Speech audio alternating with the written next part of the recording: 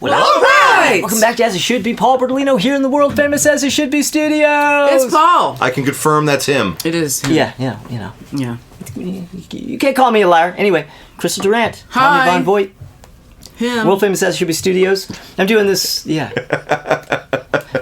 He went that way. He went that Sorry, way. I'm the stand-in, so I haven't got this stuff all figured out just yet. Oh, Billy Shears is here. Yeah.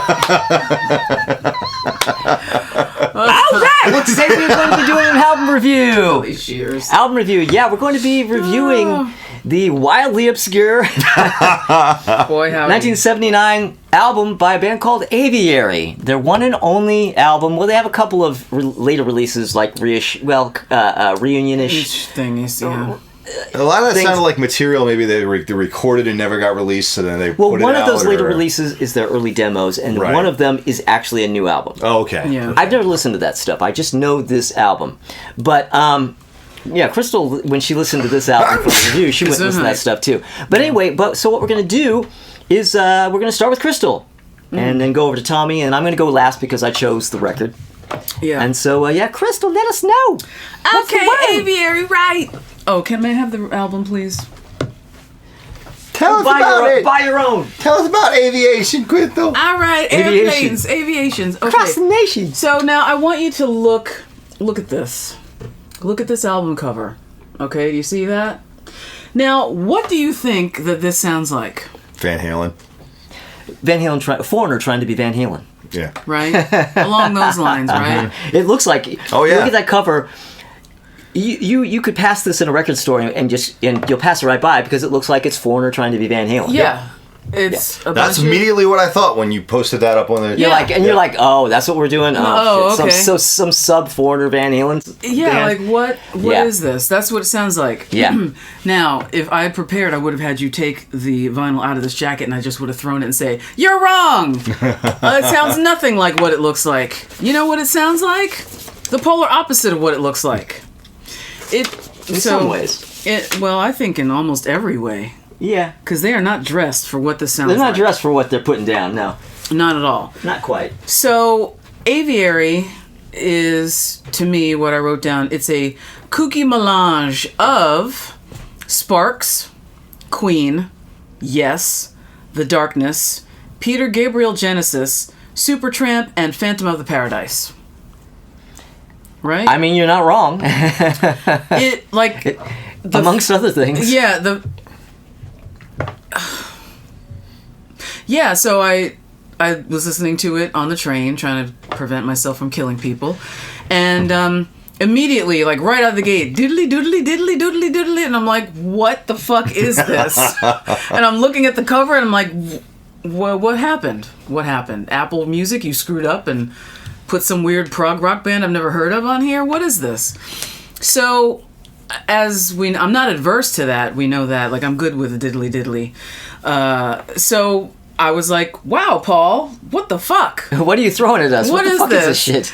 And so then, I just continued to listen to it on the train, which is a really, to me, on this New York City subway train, when you're listening to music, I think it's a good place to listen to music, especially music you've never heard before, because there's so many, there are people taking shits and peeing and smoking crack and whatever all around you, and you really like, ow, like you want to zero in on this and give it 1,000,000% of your attention and really, really listen. And you got earbuds in or whatever, so you turn it up loud and you soak in it.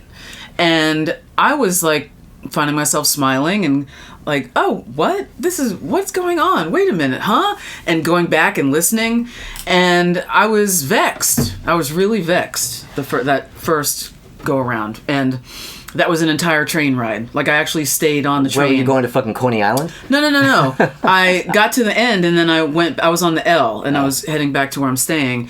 But instead, I went all the way to 8th Avenue, sat there for 20 minutes, and then went back because I didn't want to stop listening to it. And so I was very pleasantly surprised. I'm not going to get into minutia with this. I just want you to... that melange, those bands that I just mentioned, just try to imagine that all together in a ball of awesomeness. I really, really like this record. I really, really dig it. And completely unexpected. The musicianship is great. I love the arrangements. It's pretty cool. It's not too Frodo. It's not too. It's just enough of all of that to make it really, really enjoyable. So, I give it a thumbs up. Thumbs up. I like it. Yeah, it's good. Okay. And then, like I told Paul earlier, I listened to their other stuff, and it's Tell us about that because I haven't listened to it. It's similar-ish, but not this. Right. Well, I imagine, like I said, one of those is their early demos, so it's probably kind of a proto version of that. This, yeah. I'm going to guess because they're demos. And then I guess the other one being an actual, more recent recording is probably them sounding a little older and a little... Yeah. It's not... It's okay, but it's not this. Yeah, this is really, really great, and I highly suggest it. Listen to it and tell us what you think. Especially... like us, you never heard of them before. You definitely have not heard of them before. How did you find out about them? You will find out when I discuss it. Oh, right. We'll get to that. but yeah, I really dig it. And you can kind of cherry pick those bands that I mentioned in specific songs. And then I had to sit and think like, ooh, what if Queen did write this song? This sounds just like The Darkness. Wow, what if they had done this in 2000 whatever, kind of thing. So I like it. I really like it. I dig it. All right. Well, okay. All right. Highly recommend. Well, there you go. Well, okay. Well, Yeah. let's You gonna go to find some Aviary commercials? Oh, yeah. I'm sure there's a bunch of them. I mean, Play that Eagle commercial again with the woman with the eggs. Oh my god. Well, that would be appropriate for Aviary, I think. Yeah. Yeah.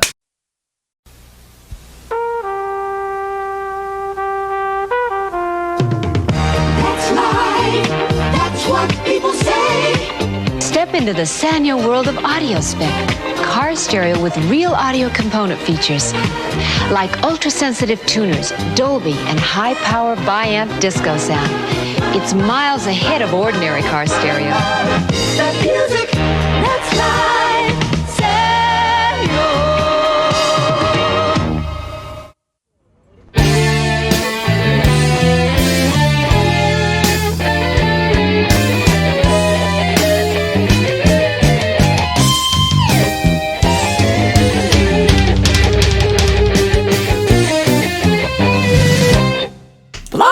We are back now, and Tommy is going to give his review of the Aviary record. Come on, Tommy. I am. Now, before I get into everything I wrote down about this, I just want to say I had never heard of this. I had never seen it. I had never come across this in any of my deep dives into crates at record stores.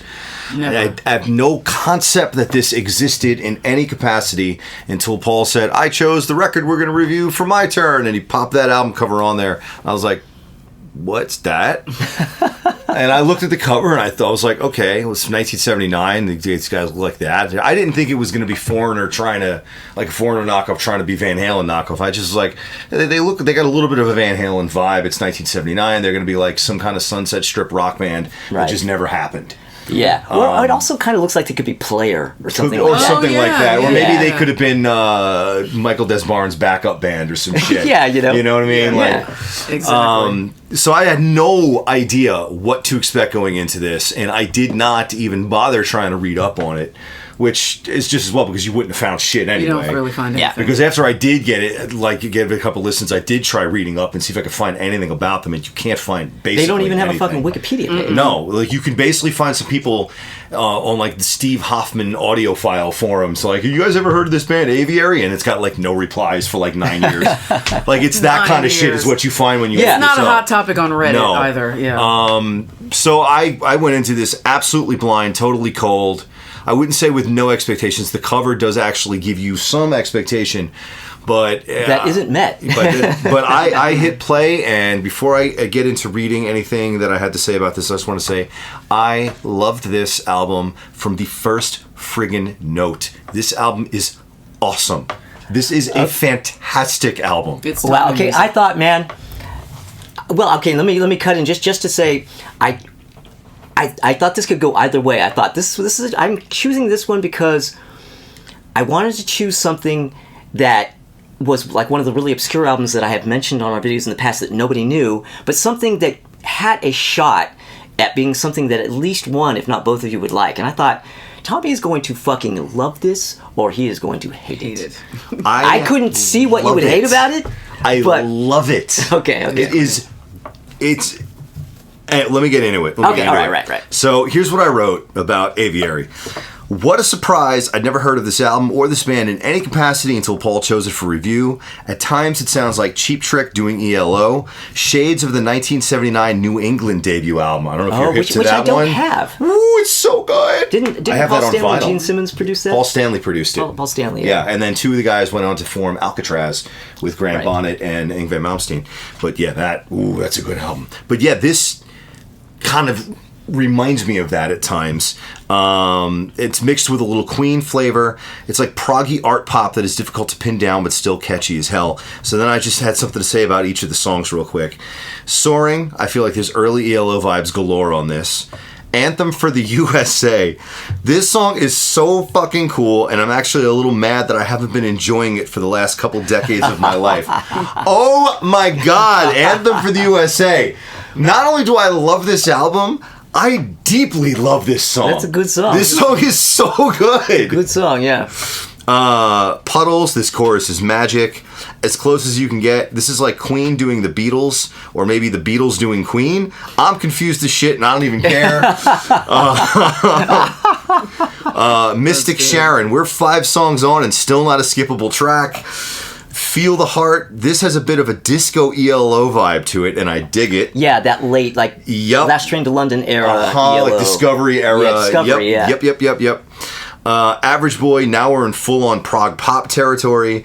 I Will Hear, finally a song I'm only lukewarm for. It took me this long in the album. Halfway through side 2. Halfway, until the second to last song on side 2, and I'm finally at a song where I'm like, this is okay. That's the Freddie Mercury piano ballad. Yeah, the I Will Hear, yeah. And then we close with Maple Hall, and this somehow sounds like Cheap Trick while also sounding not even remotely like Cheap Trick. Right. So then I have some closing comments. I said, this album also sounds fantastic in the same way that a lot of albums from around 78 through 1980 do. 70s pop and rock production techniques reached their absolute peak at this point, in my opinion, before things started shifting to the big 80s sound, which I also obviously love. This album has that same crisp, airy sound that I hear on the first New England album, Dream Police, Angels Sinful, and the Cherry and Marie Curry record, Messing with the Boys. I love this sound. Yeah, it's a great sounding record. Honestly, I have no notes. I wouldn't want to change a single thing. This album is fantastic, and it's honestly a real shame that apparently nobody has ever heard of this, and this album these guys just kind of disappeared into obscurity. Yeah. Well, from what I understand, it was just they didn't have very good management, and just things just sort of fell apart. Yeah. They didn't get promoted, and the usual shit. Your typical rock and roll sad story. I was reading something about how their manager was the same manager that Yes had or something, and he was kind of but unscrupulous dude or some shit. But, yeah. But you can try to pin down blame on something like this any number of ways you want, but I think the reality is this just reveals that the record industry, for as much as it doesn't even exist now, and we have plenty to complain about now, when we talk about like the golden age of 50s, 60s, 70s, 80s, it was still an absolute nightmare for artists to try to navigate. And you had every bit of a chance of disappearing into obscurity in spite of how brilliant your output might have been. If they just didn't market you in the right way, or they just, for whatever reason, or the guy that signed you skips town and goes to another label or gets fired because they shook everything up, and then they got new guys there that don't know what to do with your record and they just lose interest. Yeah. Any number of things can cause this shit to happen, and this is but one of, unfortunately, probably countless examples. And that this one you can at least hear. It got released. It's currently available on streaming. How many albums that might have been every bit as good as this or better, might not have even seen the light of day? Because they just shelve it at the last minute. We decided we're going to go in a different direction with the label. Now we're all doing new wave, and now we don't want to put out this album. And fuck you guys, and also you owe us a bunch of money and we're not going to transfer you ownership of the masters, and just eat it. You're screwed. The record industry is a nightmare, and it kind of chewed up and spit these guys out. It really sucks, but at least you can still hear the fruits of their labor, and I highly recommend. If you like anything that Crystal or I have compared this album to, you got to give this a listen. Trust me. Give it a listen. Give it a listen. All right. Let's take a little break here, and I'll be back to give you my review. All right. The Duncan, the greatest name in yo-yos and a super name in fun, brings you Disco Duncan. Use the Imperial for watching the dog. And a satellite. It lights up at night. It's out of sight. And now Duncan has designed their yo-yos to spin even longer, so tricks are easier to perform. You won today. Duncan means yo-yo. Duncan means fun.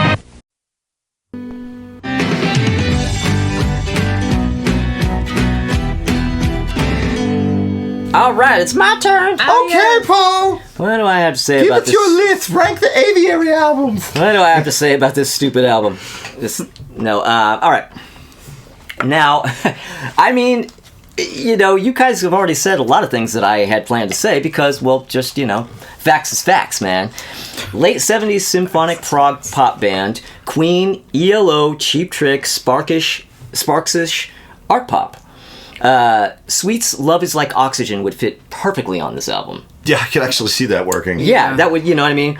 Now, this was produced by Gary Lyons, who produced Night in the Ruts, co-produced the first Foreigner album, and engineered A Night at the Opera. And those are all fantastic sounding albums. Yeah, so, and like we've already pointed out, the cover, the cover looks like Foreigner trying to be Van Halen, or that's my take on it. Now, okay, so I'm going to go on a song-by-song thing here. Well, no, before I go on that, how I found out about this record. Now, I used to be in this band called Persephone's Bees, and the guitar player of that band is a guy named Tom, who was from Monterey, California. I don't know exactly where Aviary is from. All I know is that, now Tom's about 10 years older than I am, so he would have been 19 when this record came out. And they're from the Pacific Northwest, by the way. They're where? Aviary is from the Pacific Northwest. Like Washington, Oregon. That's okay, that's well, where they were around. I don't know, somehow he was aware of these guys at the time and kind of knew them, you know, would go see them, was a big fan, and kind of knew them personally. And he would always talk about, he would make references to this band and say, "Oh, have I told you about this band Aviary?" It's like that sort of thing. Like, yes, you have. You've brought Aviary up before. And I would see that album sitting in his apartment, kind of, you know, up against... Oh, like a place of honor or something? Well, no, it was just like on the floor, like up against the shelf where the stereo was, like he had just been playing it. Okay. And I would see it, and I would look at it and go, okay, this doesn't look like something that he would listen to. Okay, this looks a bit, you know, rock. Not that he didn't like rock, but it just looked like, you know, it looks like what it looks like, okay? And I thought, okay, but I didn't listen to it. Well, one day we're out on the highway, we're on tour, we're in the bus, or we're in the van, and we each would play our stuff, you know, each person would kind of get their chance to play stuff, you know, mixes or just an album they wanted to hear. And he puts this on, and I didn't know what he was putting on. He just puts something on, and the opening track comes on, and I'm like, wow, what is this? He goes, this is Aviary. I'm like, what? This is Aviary? Wow. And I'm just listening to this. And this will take me to my track by track notes here. I mean, this is just like this beautiful, majestic opener that totally lives up to the title.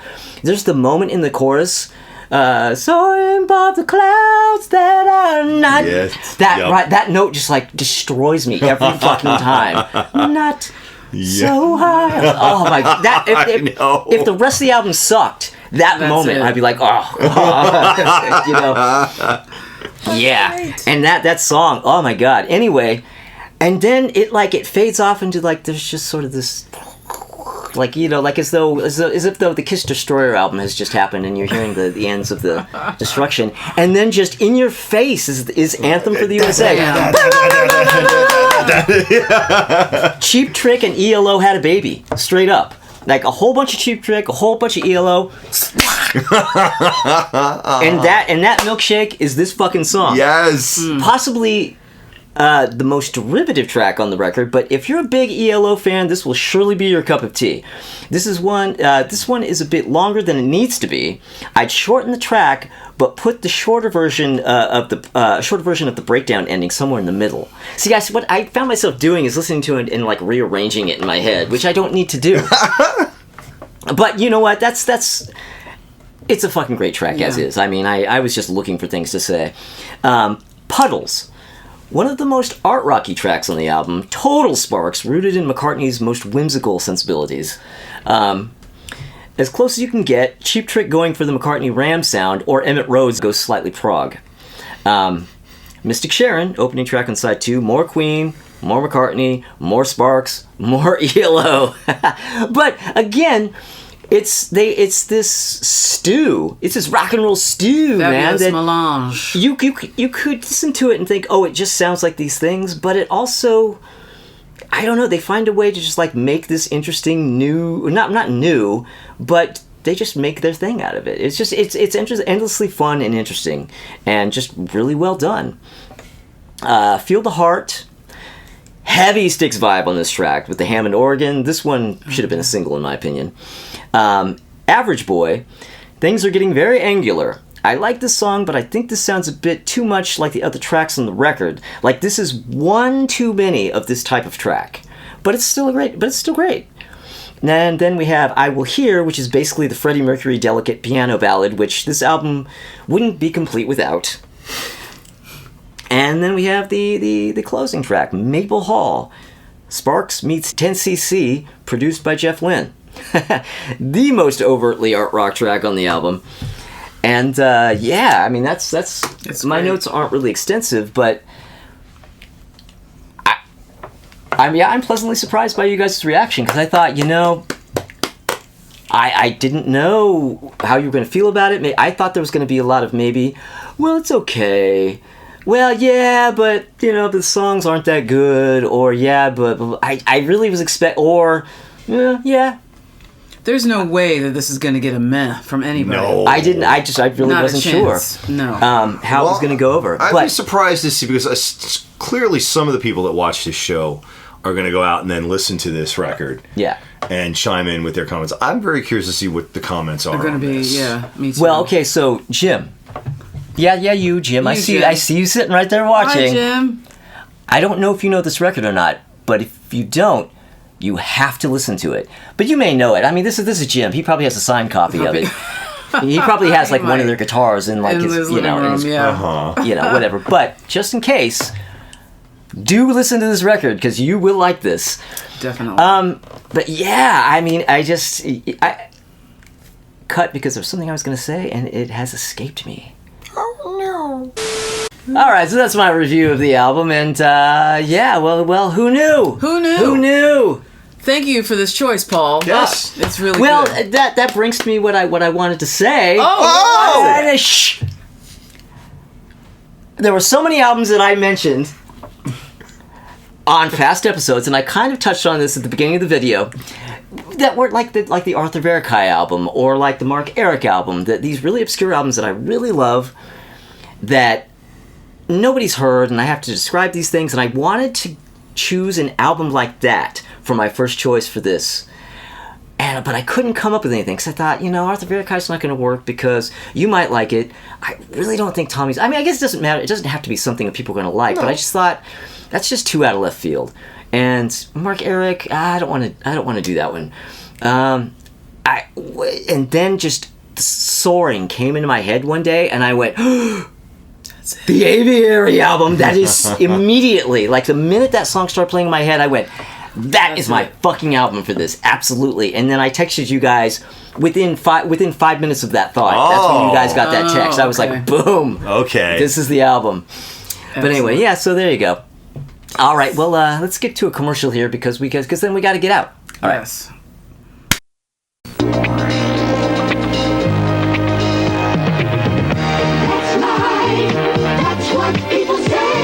Step into the Sanya world of high fidelity.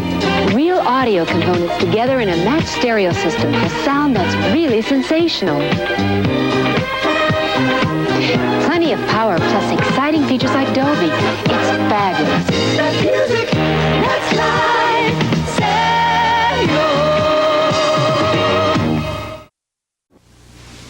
Now everybody can get into Studio 54. Jeans.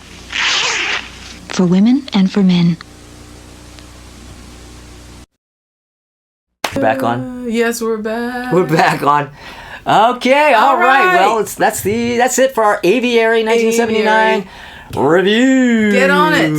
That's right. The episode of As It Should Be you did not know you needed. Needed, yes. Yeah, that's right. None of us could have predicted was coming. You need it.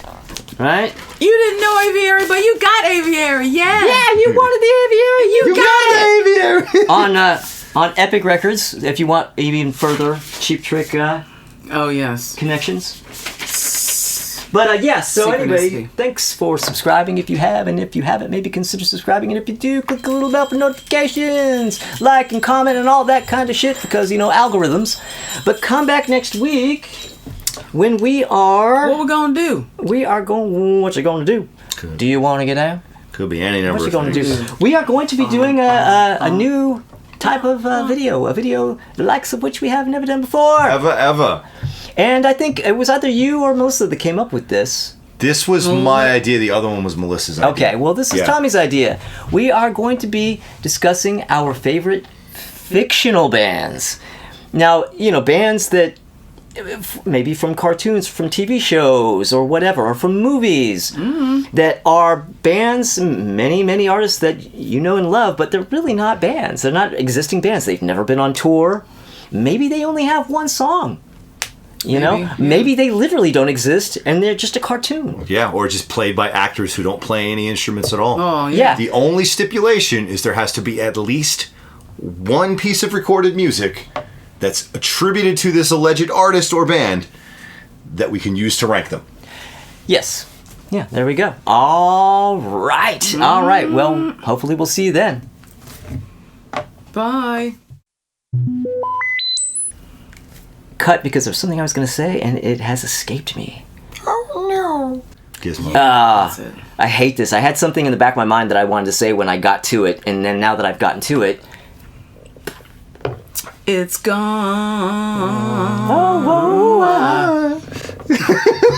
I'm standing here with egg on my face, yeah. It's gone. Can't believe it. It's gone. Oh, why? But, oh, yeah, I know what it is. Oh, okay. Did you pay the devil to replace it? Yeah, Yeah. You have to leave all of this in. He's gonna forget what he's trying to say. Go ahead. Well, go no, ahead. yeah. Do it. Okay, what is it? Shit, I kind of did, didn't I? Oh no! I'm sorry. Don't say anything, Crystal. Oh, I'm not saying Ah, anything. fuck, I did. I actually look. did. You know what? I probably only forgot because you said it. Oh, god damn it! So it's your fault. No. Yeah, but then he can cut it in at any point. Yes, you could actually. Yeah. What? Yeah, you could actually, if you remember it Or later, later, just, like, make cut a it little in, thing, cut it but in make there. it real intrusive. Yeah. And it's obvious we're not here. Yeah.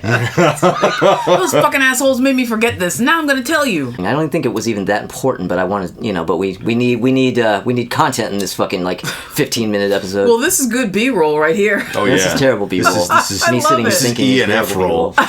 Yeah, I like it. possibly even G roll. Oh yeah, we're on my segment, so we still have to do the out from this, and then we have to come back and do the out for the episode. Yes. Yes. Okay. All right. Well, that's my fucking review. Ah, yeah. No, let me do that again. All right, so that's my review of the album, and yeah, well, who knew? Who knew? Who knew? Thank you for this choice, Paul. Yes. It's really Well, good. that brings to me what I wanted to say. Oh! Shh.